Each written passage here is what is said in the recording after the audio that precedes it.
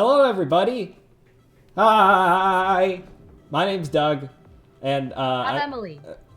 That's Emily. We're already off script. Welcome to Talky, Taffy, where we take a bite out of some topic and we stretch it out and beat it to death. And really, it's probably more than you ever want to know about anything. But you know, if you're bored, this is the place to be. So, Emily, I do have a question for you to start us off. Do you know what the question is? Yeah. Have you watched Role Models yet? The wonderful movie from 2008 starring Sean William Scott and others? Not yet. Okay, that's fine. One day you will. One day I will. Well, let me start by talking about my role model. In 6th grade was my English teacher, Mrs. Richards. And I felt really betrayed when she told me that the way I learned a thing about the English language was incorrect. Apparently, you're only supposed to use one space after a period, even though I was always taught it was two. But then, like, later on, I was then taught again that it actually is one. And then it's just all very frustrating. But it turns out there's different like writing conventions, different standards, and it's all very confusing and all that. From what I heard, the two space thing comes from like the typewriter age. Oh, interesting. Why don't we talk about that a little bit later, Emily? Oh, okay. Yeah, sorry. No, the fact of the matter is that language, technology, social norms, they all change over time. So the way that we communicate changes. And so we see these things evolve over time. So it's not like I was the only one who was betrayed by this one space, two space conversation. So, you know, back in my day, typewriters were monospaced. Every character, whether it was a space or an L or an M, it was the same width. And as a result, there would be sentences that weren't really very clearly broken up. Essentially, you would need to put the two spaces in there so that it was clear where a sentence started and the next one began. And so that's where the whole two spaces thing came from. Not that Emily stepped on my touchdown call. But yeah, so like if you were to do that today, it looks pretty dated. It creates a lot of white space on the page, which can look really bad in like marketing or promotional material, entertainment stuff, that kind of thing. Generally speaking, the less white space, the better. The better you use your space on the page, the more effective your communication is. And all of the style guides, MLA, APA, Chicago, AP, they recommend using one space. MLA was kind of late to adopt here. They, until recently, suggested using two spaces, and then they decided that, hey, it's okay if you use two, but like all of their examples used one. They're just like, hey, look at all these examples. Use one space. If you want to use two, it's okay. But like, you should use one. APA was also late to adopt this. So when I started college, I started using the APA standard. Here she is, 6th edition style guide. Still got it. I spilled a bunch of like Dr. Pepper on this back in the day, so it's pretty. It's a little worn. But she's. Wow, a physical copy. Yeah, how about that? Remember physical text when that was a thing? Hold on, I think my lights are going insane here. But so, when I started college, the APA standard was it was two spaces, and then it was much later that they released the 7th edition, where they said, okay, it should be one space now. So they kind of modernized then. That was actually just 2019. That was only 2 years ago. And wow. Yeah, so I went through all of college putting two spaces on my documents, and if I looked at any of that now, I'd be very frustrated. But another place where these things differ is in the references, citations between these different standards. So as you've noticed from our content, we always put our references in the chat. Always have it widely available down in the description of our podcast and our YouTube VODs as well. In my opinion, references have pretty minimal use. Really, you just need to be able to find the source document that the author is referring to. So you'll see throughout the show, I've actually played with the references. The first one I think is like MLA style. And then I think later on I do APA, and then I've got one that's like just the hyperlink. So check out the references in chat. It's pretty, I don't know, I had fun with it, but I'm a nerd with that kind of stuff. As long as you can find it, though, I think it's sufficient. You can, credit the right person who was responsible for it. So APA is one that stands out to me with these references. APA, American Psychology Association, I believe, believes in kind of it's kind of a more science-oriented thing, and so there's a lot of this needing to make sure it's timely and accurate so that you have the latest information to go on. And so APA always includes the year in inline citations, and so that way you have that kind of time context around it. Now, what I always found interesting, I did hear that. Still at it. It's probably the dogs. What I always found interesting is how APA only included the year. There is some stuff in the science field that is so rapidly evolving that something from the beginning of 2020 could be very different from something at the end of 2020. Think about the year 2020 and how much changed between the beginning and the end of that year. And I don't know what you're talking about. There's a panorama. Oh, yeah, like really big pictures, yeah. Yep. Thank you for giving us the big picture look here. Yep. Cool. So that's enough about writing conventions. For reference, that was my plan for this entire episode, was to be just about writing conventions. Then I realized real quick that would get really boring, and I also didn't feel like scrubbing through the APA and the MLA style guide and figuring out all the mediocre things that were different. So let's talk about language more broadly and where language came from, where it's going. So I want to start by talking about what are words. And no, I'm not referring to the Chris Medina song, though that's a banger. So OED, Oxford English Dictionary, defines communication stemming from commune as reaching a point of commonality between two people. So in the case of communication in the traditional sense, that's reaching a mutual understanding. And so as long as the understanding is reached, it's my opinion that language doesn't need to be consistent. It can change over time, doesn't need to be perfect. One of the biggest examples I have of this is like capitalization of words. I think there are cases where it can make a difference. For instance, when you're referring to a brand name, it can be important to emphasize the difference between a generic name and where it's actually an organization. Is that hail? Is that what that is? I think it's just some slapping rain. Nice. Okay. The storm be slapping. It's storming where you are right now, so I can also like mute myself when I'm not talking. You don't need to.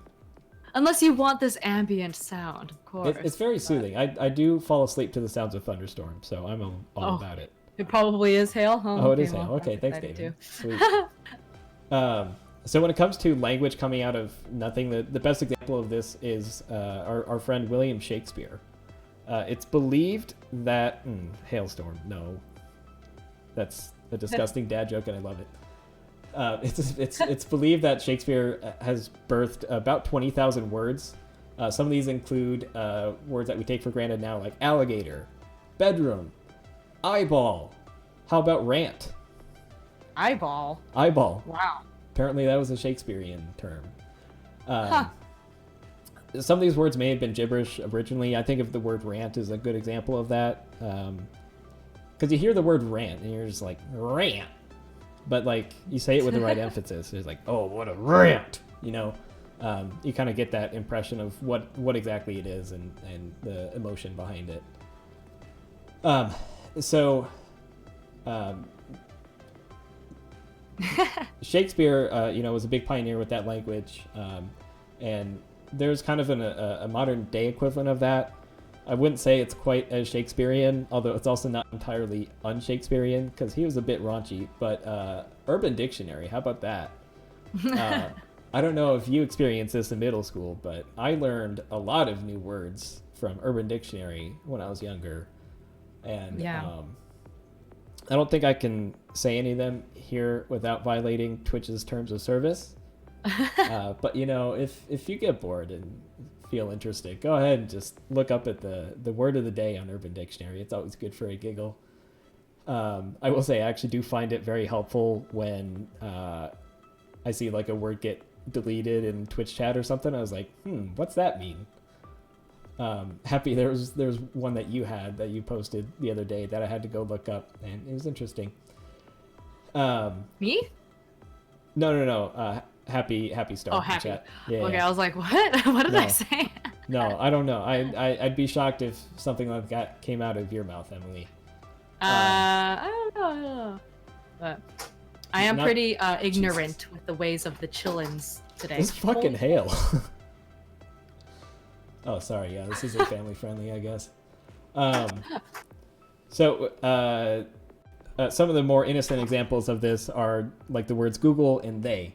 And I want to talk about that a little bit. So OED indoctrinated the word Google in, I believe it was 2006. Basically, it was a word that was just so widely used and accepted that it went from being a proper noun or like that kind of thing to being kind of just a standard verb. So you would do Google with the lowercase g, and that kind of became a common term for just wanting to look up something on the internet. And I think it's still pretty widely used today. And then another example that I wanted to use is the word they, and specifically they as a singular pronoun. So when you're referring to a single person. I know APA really beat me over the head with this when I went through school, where I got very used to the use of, he or she, him or her, that kind of thing. That's what APA's style guide was at the time. That's the 6th edition. That's what it said. But they released the 7th edition toward the end of 2019. And about a year and a half ago, they decided that they wanted to standardize they as a usable singular pronoun. Essentially, their reasoning was that the pronouns of he and she were exclusive to all gender identities out there. And so they found it prudent, and I agree, that they is a more inclusive pronoun to use. It may not be technically grammatically correct from the original meaning of the term, but that's a great example of how these words and what's right in language can change over time, and it's all for the better. So I think that's a very good example of how we see language change today, and I was very pleased to see that change from APA. So that's kind of something that's been going on right now. I've definitely learned a lot on that front in the last 6 months or so. And I'm always learning, and I'm trying to improve myself there. But I do want to talk about where communication is headed in the future. And I'd love talking hypotheticals and what things will be like 20 years from now, 50 years, 100 years from now. And there's kind of two conversations to have here. One is how will communication methods change over the next several decades, and how will language change over that time as well. So to start on the communication side of things, we've seen social media take an ever increasing presence in how we communicate today. So we have these very sporadic and brief interactions with a lot of people is a lot of how social media works. Things like Twitter, even Twitch and Discord and this kind of thing, even texting friends or whatever, it's usually a pretty brief conversation. And the overall consensus here is that this improves these kind of acquaintances that we have. We have more and more frequent interactions with kind of distant friends, but the quality of that communication is diminished, and it's also easy for that to replace, high quality face-to-face time with even your closest friends. And so even the people that I was closest with 5-10 years ago, I feel like a lot of those relationships have kind of petered off a little bit just because I'm not getting the FaceTime that I used to. In 2019, I made it a big goal of mine to mostly just travel as much as possible. Yeah, David, I'm talking about you. But then you started streaming. We're best buds now.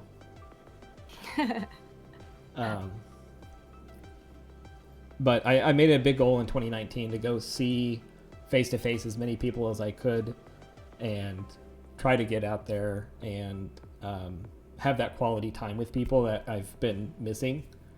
And I've also reduced my usage of social media really since high school.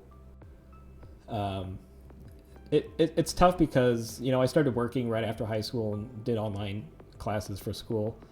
And, doing online classes, you don't really establish great connections with people. I will say I met the employee at the company where I work now, who she was working there at the time and inspired me largely to go work there, or she validated what I had heard about the company, about its great culture and everything. And so I did go there. So like, it's not to say that these interactions have no impact. And there are definitely times where it can have these big impacts on people, and especially the support and education I've gotten from the Twitch community since I got active again about 4 months ago has been big for me in establishing my identity today and where I am in the current state of the world.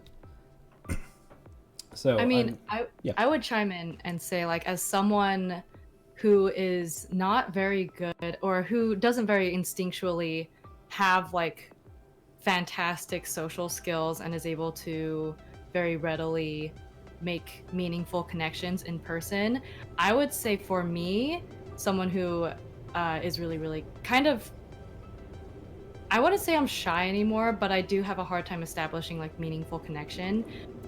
That social media has been, at least when I use it consciously, has been more helpful than if I hadn't had it, because I think it's normal for people as they grow older to kind of like, as circumstances changes and as your general lifestyle changes, that you grow apart from people. So I don't know if that's necessarily a fault of social media, but I would say that for me, social media has become a tool for me to not only stay in touch with people that I had happened to make good connections with, but also to embolden me, if I can say so, to reach out to people that I otherwise would have been too scared to in person, at least for making that first step. So I think it's interesting that social media for some people can be detrimental to their relationships and that they're not becoming meaningful anymore, but it can also be a great gateway for creating better lasting relationships as well.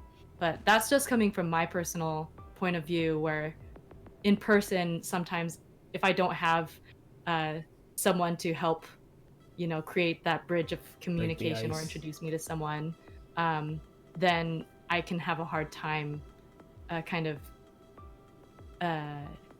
getting to know people on a more personal level. Sure. Yeah, I do wonder, so for the people that I'd say over the past 5 years that you've only stayed in touch with over social media, do you feel like you have a very close connection to any of those people? Really, just anyone you haven't seen face to face in the last 5 years, do you feel like you have a strong connection to those people? I would say the people that I occasionally keep in touch with over social media, the lasting relationships tend to be the ones that I think, regardless of our communication on social media would have lasted anyways. But there are people that I would not have kept in contact with except for social media. So those relationships are lasting longer, I think, thanks to social media. Whether or not the quality is super, super great is still up to debate, but definitely the longevity of the relationship has definitely been extended. Yeah, I agree with that. So I think that's a big point, and Pink, I want to get to your point here in a second as well. But I think that's the main point of Hankey's study here is that we see kind of, if you imagine the spectrum of social connections, I think it tends to bring everything to a medium.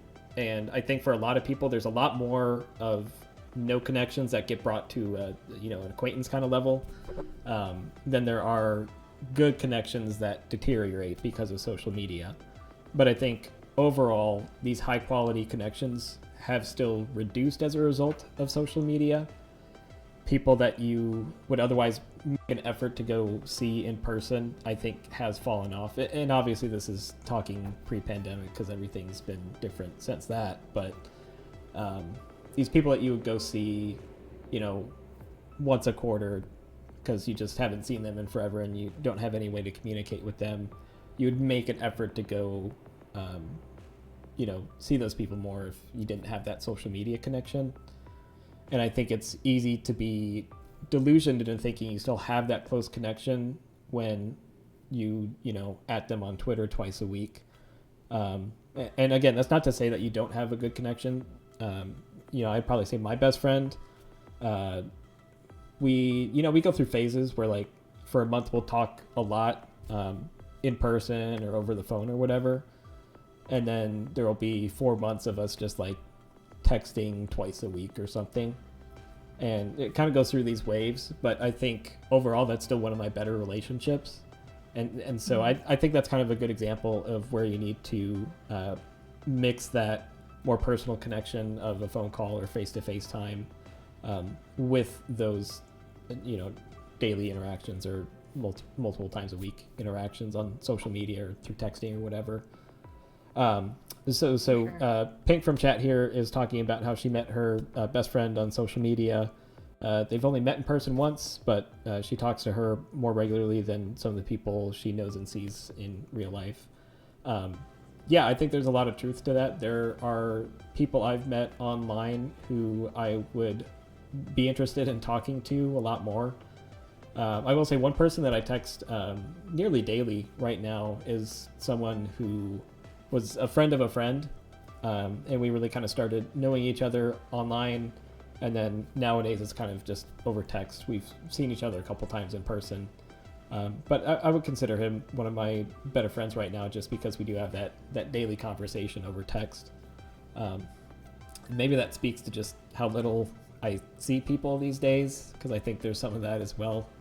But I think there's definitely potential to have really good friends who you basically only talk to remotely.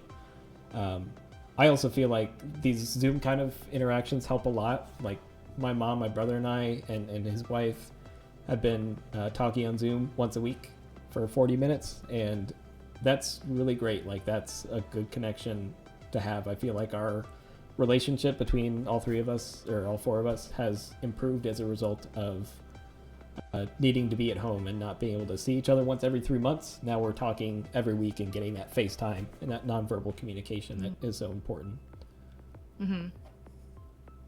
Definitely. I mean, I can also relate to Pink in that 90% of my friend group when I was in high school and junior high, I was a very reclusive child, was online friends that I spoke to on a daily basis, and I have never to this day met them in real life, but I'm still in contact with some of them. So like those relationships can be definitely just as they are just as valid as relationships and friends that you make in real life. But it also adds an element of like anonymity if you haven't met them in person, because then it's easy to, because it is social media in a way, to communicate more freely and more openly because you don't interact with them personally on a regular basis. Where you have So kind of that I think, social awkwardness. yeah, definitely. And then, like, especially when it's over type or text or something like that, you have the opportunity to really, really think over what you're going to say and present, in a way, your best foot when you message people. But yeah, I definitely think that the relationships that you can form via social media are legitimate, but they can be very different from your close in-person relationships as opposed to your close online relationships. One last example that I'll do here before we move on, because we've been on this point a long time. But like, for instance, there's a person in chat here with whom I once at 3 a.m. in the morning decided to get on to the roof of our school and run around on there. And, you know, that kind of thing happens in a person-to-person, a face-to-face context. But, you know, it's that, you know, the spontaneous occurrences just don't happen the same way with your online friends. Even though you can, you know, in a lot of cases, talk to your online friends about anything, whether it be over voice, video, or just text. But the dumb stories and stuff that you get happen in person, in my opinion. All right, so moving on a little bit, just to scare you guys off about social media. I don't know if anyone watched The Social Dilemma, but boy, is that a haunting documentary about some of the ways that, you know, media's incentives for financial gain and potentially even political motivations can affect the quality of your relationships and affect the way that you interact with the world. And honestly, it's terrifying. But I do recommend it as a good watch. It's like an hour and a half long. It's on Netflix. Links in the chat. But yeah, I've heard a lot of things about that, about The Social Dilemma. So I'm definitely gonna check that one out. It's spooky, but I think there is good to come out of it. I think if you take away the message at its core and just be cognizant of the way that you know, the social media platforms themselves can influence your way of thinking, I think you can kind of protect yourself against that. David, you're talking about what is it? What's it called? The Social Network is the one that you're talking about, David. Social Dilemma is a much newer one, and it's, like I said, it's spooky, but very enthralling. Highly recommend it. But yeah, so one day, we're gonna be on another planet, and, you know, potentially even another star system. I think we'll colonize Mars in my lifetime, and I would love to go to the Red Planet someday, and I'm excited for that. But I do want to talk a little bit about how that communication is going to happen when we leave the Earth. One of the big things that happened when I think it was Apollo 8 went to the moon, and they took a picture of the Earthrise over the surface of the moon, and what's his name that did Cosmos back in the day?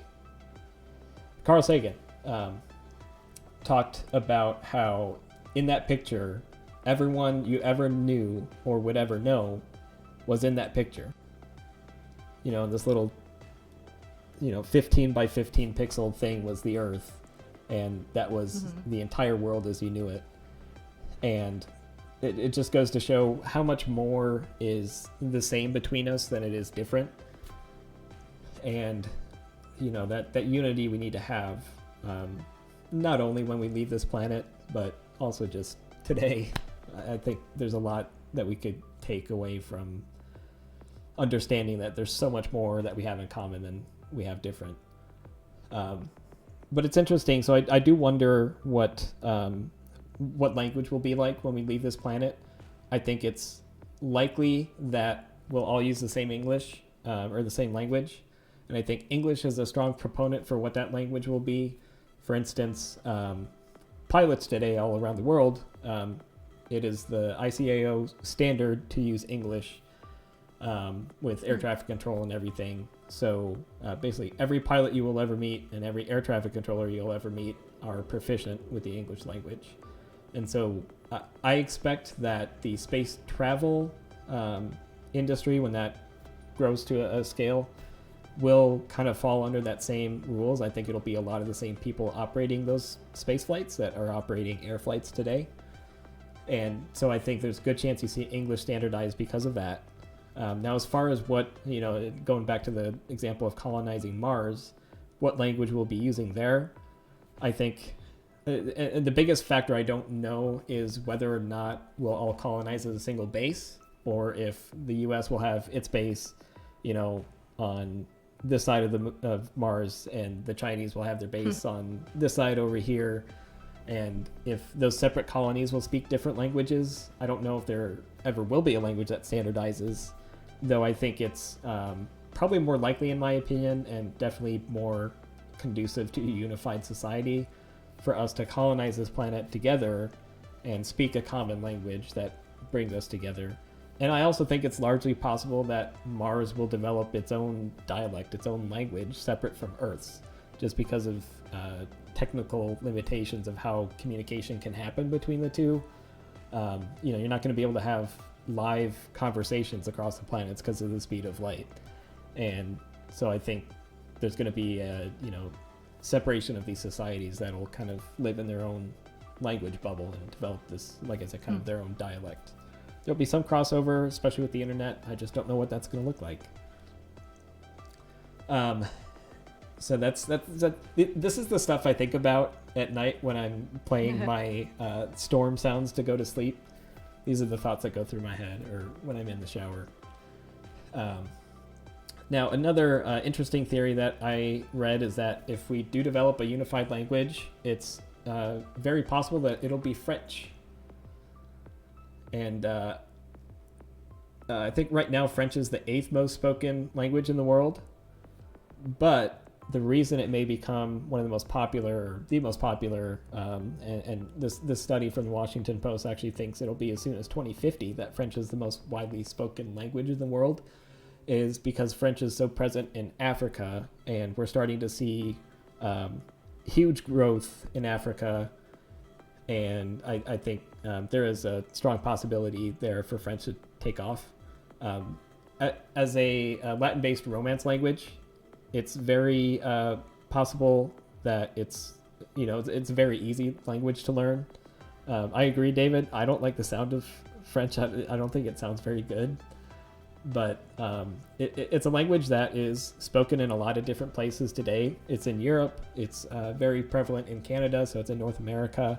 And like I said, it's huge in Africa, where these largely French colonies were developed a couple centuries ago, and it's still widely spoken in those regions. So I don't know. That makes me think of the Firefly, that sci-fi series, and how everyone knew Chinese, and that was the quote universal language. But they still because they were supposedly the economic powerhouse at the time, and so that became the widespread language, because at least in the universe of that show, since China was the economic power, that became the most prevalent language. So I think that'd be interesting to observe as the economy of the planet kind of changes, and how that influences language learning as well. David suggested that we all speak Latin. Might be a hard language to learn at this point. I know it's not fully documented, but I'm all for it. I like Latin. It sounds really good. Maybe it just sounds good because it's kind of old-timey, and once we actually get into the weeds, it would be kind of annoying. But I mean, a lot of the words that we use in the English language and in many other languages are derivative from Latin, so it wouldn't be so unfamiliar as I think we might think it is originally. Also, David suggested using math, which... Let's just speak in binary. Yeah, so math is universal. Everyone speaks the same language of math, but also I think there's a limit to what you can communicate with math, like mostly mathy things. So I don't know. There might be limitations there, Davey. We'll have to talk about that. You'll have to give me an elevator pitch on this. I'm interested to hear about it. Anyway, so we've seen communication and language change over the last several centuries, and who knows where it's headed in the next 50, 100 years. But I'm excited to see what happens with it. And I think it's one of these things that we don't think about much, even though it's happening every year. We see these changes from, alligator becoming a word in rant, from Shakespearean times to the word they becoming a widely accepted singular pronoun today. We see these changes in language, and not to even mention memes and shorthand talk. That's big with the kids these days. So I don't know. I'll be very interested to see what happens with language and see what happens when we leave this planet and go explore other things. Yeah. Definitely. We raise money for things that make the world a better place. One of those things, or the thing that we're doing right now, is Carbon 180. I actually haven't checked up on that in a while, so I have no clue how we're doing on our campaign.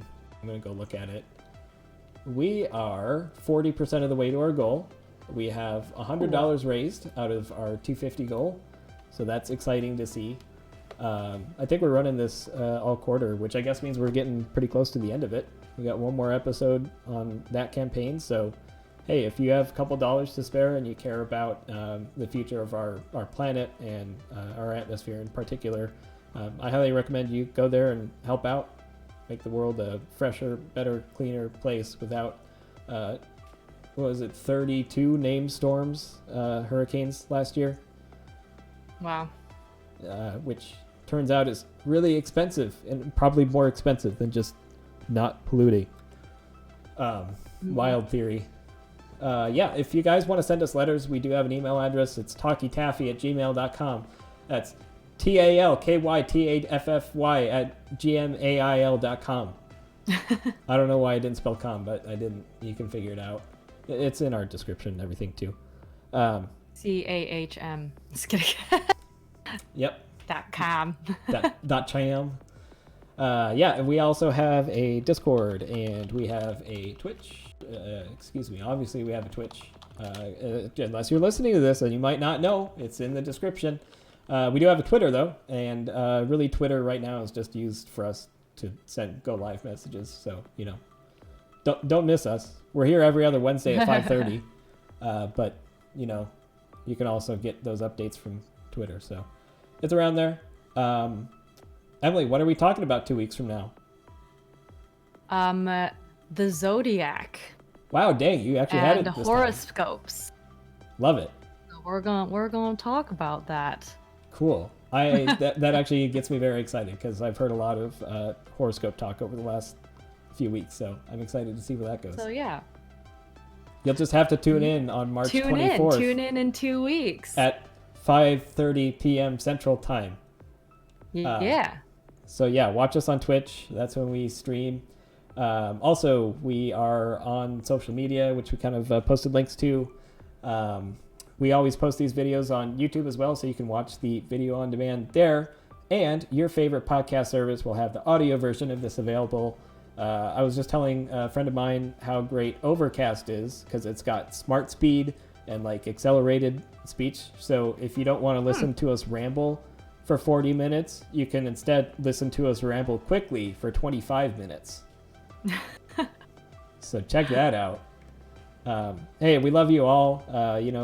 World is a little freaky sometimes, but like we'll get through it. We'll be good.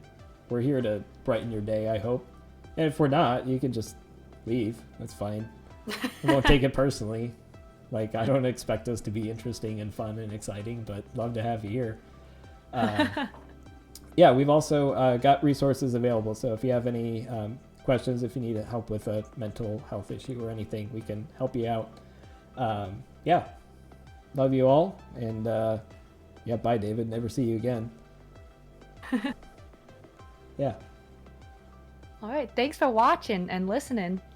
Thank you, guys. Bye. Bye.